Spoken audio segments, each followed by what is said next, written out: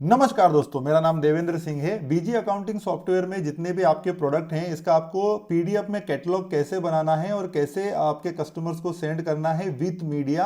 अगर आपने हमारा ऑर्डर एप्लीकेशन लिया हुआ है या आप ऑर्डर एप्लीकेशन अभी यूज कर रहे हैं, तो सबसे पहले आपको एडमिन से लॉगिन कर लेना है। ठीक है, यहाँ पे मैं एडमिन से लॉगिन हूँ। एडमिन से लॉगिन करने के बाद में देखिए आपके पास में ऑप्शन मिलता है यहाँ पे कैटलॉग का। तो कैटलॉग के अंदर तीन ऑप्शन है। ठीक है, नंबर एक ऑप्शन है जनरेट का। इसका मतलब ये है कि आप कोई भी कैटलॉग यहां से जनरेट कर सकते हैं, यानी कि आप यहां पे आए, आपने कोई भी प्रोडक्ट सर्च किए, सपोज करें कि यहां पे मैं कोई प्रोडक्ट सर्च कर लेता हूं। ठीक है, तो कुछ भी मैं सर्च कर लेता हूं, मैं ऐसे सर्च कर लेता हूं। ठीक है, तो ये प्रोडक्ट आ गए। अब मैंने इन सब प्रोडक्ट को सेलेक्ट किया और इनका मुझे एक कैटलॉग बनाना है। अगर कोई प्रोडक्ट मुझे हटाना है तो मैं यहां से, ठीक है, तो एक तो प्रोसेस ये हो गई। दूसरी प्रोसेस ये है कि आप टेम्पलेट बना सकते हैं। सपोज करिए मैं यहां से एक टेम्पलेट बना लेता हूं, यानी कि मुझे क्या करना है कि ये जो 5-10 प्रोडक्ट है मैं भी ले लेता हूं, क्योंकि मैं डेमो कर रहा हूं, यहां ले लेता हूं और मैं एक सेव टेम्पलेट बना लेता हूं। इसका मैं बना लेता हूं टेस्ट 1। अगर कोई बार बार ऐसे प्रोडक्ट जिनका आपको टेम्पलेट बनाना पड़ता है, मान लो उनकी प्राइस चेंज हुआ या उनका स्टॉक चेंज हुआ, कुछ भी चेंज हुआ, ठीक है,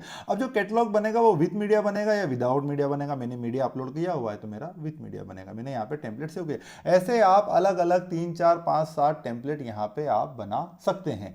उसके बाद में इसकी एक डेडिकेटेड सेटिंग भी है, तो मैं आपको सेटिंग भी बता दूं। अच्छा, सेटिंग भी जरूरी है। ये यहाँ पे देखिए कैटलॉग की सेटिंग है। तो कैटलॉग का जो हेडर बार है उसको अगर आप स्टैटिक रखना चाहते हैं कि हर बार क्या हेडर बार आए, आपका सब टाइटल अगर उसमें कुछ डालना चाहते हैं आप, कंपनी की इंफॉर्मेशन, तो आप यहाँ पे डाल सकते हैं, क्योंकि कंपनी का नेम और लोगो तो इसमें अटैच होकर जाता है। ठीक है, डिजाइन का लेआउट डिफॉल्ट कौन सा रखना है, आपको क्लासिक रखना है, आपको कार्ड लेआउट रखना है, आपको कंपैक्ट रखना है, आपको डिटेल व्यू रखना है, आप अपने अकॉर्डिंग ये चूज कर सकते हैं। एक एक कैटलॉग आप बना के देख लेंगे तो आपको पता चल जाएगा। मैं इस वीडियो में वैसे भी आपको बताने वाला हूं। उसके बाद में आपको प्राइस शो करवानी है या नहीं करवानी है, कैटलॉग के अंदर स्टॉक को शो करवाना है या नहीं करवाना है। ठीक है, और मैक्सिमम कितने प्रोडक्ट रहेंगे आपके। ठीक है, डिफॉल्ट हमने 100 दिए हो, क्योंकि 100 के अंदर भी पीडीएफ की साइज बहुत ज्यादा हो जाती है, इसलिए हमने यहाँ पे 100 दिया हुआ है। बाकी की कॉलम विजिबिलिटी है, कौन कौन से कॉलम आपको रखने हैं, कौन से कॉलम नहीं रखने, आप यहाँ पे चूज कर सकते हैं। अब हम बात करते हैं, ये तो हो गई एक ग्लोबल सेटिंग। फिर हम आ जाते हैं कैटलॉग पे, वापस हम आते हैं कैटलॉग वाले मेन्यू पे। अब हम आते हैं जनरेट वाले पार्ट पे से। ठीक है, तो आप यहाँ पे जनरेट बटन देख रहे हैं। नंबर एक तो ये कि मैंने आपको जैसे बताया कि आप यहाँ भी प्रोडक्ट सेलेक्ट करके जनरेट कर सकते हैं कैटलॉग को। आप फिल्टर लगा के कर सकते हैं, आपको किस ग्रुप का चाहिए। सपोज करिए कि मुझे फुटवेयर का चाहिए, तो मैं यहाँ से फुटवेयर क्लिक किया, मैंने जनरेट किया। और उसके बाद में जब मैं जनरेट करता हूं तो डिफॉल्ट सेटिंग मेरी लोड होके आ जाती है। जो मैंने आपको इसके पहले सेटिंग बताई थी उसको हम डिफॉल्ट सेटिंग बोलते हैं, लेकिन वो सेटिंग आप यहाँ पे ओवररूट कर सकते हैं, आप चेंज कर सकते हैं यहाँ पे। तो सबसे पहले देखिए, जैसे मुझे क्लासिक टेबल्स के अंदर बनाना है कैटलॉग, और ये यहाँ पे जो टाइटल है मैंने यहाँ पे जैसे यहाँ पे टेस्ट लिख दिया। बाकी आपको अगर फुटर वगैरह डालना आप डाल सकते हैं। और जैसे ही आप जनरेट का बटन दबाएंगे आपका पीडीएफ जनरेट हो जाएगा, यानी कि जो कैटलॉग है वो जनरेट हो जाएगा। तो पहले मैं बता देता हूं कि क्लासिक जो है वो कैसे दिखता है। तो ये यहाँ पे मेरा जनरेट हो गया, मैं इसको सेव कर लेता हूं और मैं यहाँ से इसको ओपन भी कर लेता हूं। ये देखिए, ये मेरा जो यहाँ पे एक कैटलॉग है वो जनरेट हो गया। नंबर एक, लोगो यहाँ साइड में आ गया, मेरा जो लोगो है आपका लोगो आ जाएगा। कंपनी का नेम, मेरा बीजी स्टोर कंपनी का ही नेम है, इसलिए ये आया। जो मैंने वहां पे टाइटल के आगे प्रोडक्ट कैटलॉग, यानी प्रोडक्ट कैटलॉग की का टाइटल, आपको हेडिंग आपको क्या रखनी है वो हेडिंग यहाँ पे आ जाएगी। मैंने उसके आगे यहाँ पे आपको टेस्ट लगा के दिखा दिया। यहाँ पे आपका फोटो आ गया, जो पर्टिकुलर आपका जो फोटो आ गया। प्रोडक्ट आईडी आ गई, आईडी अगर आपको हटानी है तो आप हटा सकते हैं। ठीक है, आपका प्रोडक्ट नेम आ गया, ग्रुप आ गया, पीस आ गया। ठीक है, इसके बाद में यूनिट क्या है, उसकी प्राइस क्या है, और स्टॉक कितना है। मेरे इसमें अभी स्टॉक कुछ भी नहीं है। अब हम बात करते हैं आगे वापस की, कि अगर मैं दोबारा इसको जनरेट करता हूं, ठीक है, और मैं यहाँ पे इस बार टेम्पलेट ले लेता हूं। मैं आपको साइड बाय साइड सारे डेमो दिखाऊंगा, क्योंकि मैंने एक टेम्पलेट टेस्ट 1 बनाया था, आपको याद हो तो ये मेरा आगे जितने आप टेम्पलेट बनाएंगे यहाँ पे टेम्पलेट आ जाएगा। और इसको मैं कार्ड व्यू ले लेता हूँ। ठीक है, मैं इसको दूसरा व्यू ले लेता हूँ, आप अपने अकॉर्डिंग इसको बना बना के देख सकते हैं। और मैं इसको यहाँ से जनरेट करूंगा, तो अब की बार ये जो बनाएगा वो कार्ड व्यू के अंदर बनाएगा। जैसे मैंने इसमें 4 ऑप्शन दिए हुए हैं, तो चारों ऑप्शन से आप बना सकते हैं। तो ये तो एक पार्ट हो गया कि आपको कैटलॉग जनरेट कैसे करना है ऑर्डर एप्लीकेशन के अंदर। ठीक है, तो ये हमारा यहाँ पे आ गया। ऊपर का हेडर मैंने आपको बता ही दिया था ऑलरेडी। अब देखिए इसका पूरा का पूरा लुक चेंज हो गया। अगर आप इतना ब्यूटीफुल अगर कस्टमर को टेम्पलेट भेजेंगे तो वो आपके प्रोडक्ट को बहुत ईजिली अंडरस्टैंड कर पाएगा। ठीक है, सारी इंफॉर्मेशन इसकी इसी प्रकार से आती है। तो हर प्रकार का आप टेम्पलेट का क्रिएशन इसके अंदर कर सकते हैं। सकते हैं। अब हम बात आते हैं आगे की कि ये तो एक जनरेट वाला पार्ट हो गया कि हमने इसमें जनरेट कर लिया, और यहाँ से आप मल्टीपल टेम्पलेट भी बना सकते हैं अपने अकॉर्डिंग, अपने प्रोडक्ट के अकॉर्डिंग, और किसी टेम्पलेट को एडिट करना हो तो आप यहाँ से कर सकते हैं। ठीक है, किसी को लोड करना हो तो आप यहाँ से लोड कर सकते हैं। देखिए ऑटोमेटिक सेलेक्ट होकर आ गया, इसको आप यहीं से अपडेट कर सकते हैं। अब मैं बात करता हूँ सेंडिंग वाले पार्ट की कि कैटलॉग तो आपने बना लिया, अब उसको कस्टमर को आपको अगर सेंड करना है तो सेंड करने का हमारे पास में यहाँ पे ऑप्शन है, एक तो ईमेल का ऑप्शन है और एक व्हाट्सएप का ऑप्शन है। अगर आप यहाँ पे व्हाट्सएप का ऑप्शन चूज करते हैं तो जब आप जैसे ही चूज करेंगे तो एक डेडिकेटेड पेज खुलेगा जिसका नाम है सेंड कैटलॉग बाय व्हाट्सएप। ठीक है, एक नया पेज ओपन हो जाएगा। इस पेज पे आपके सारे कस्टमर दिखेंगे, यहाँ पे जितने कस्टमर है वो सारे दिखेंगे।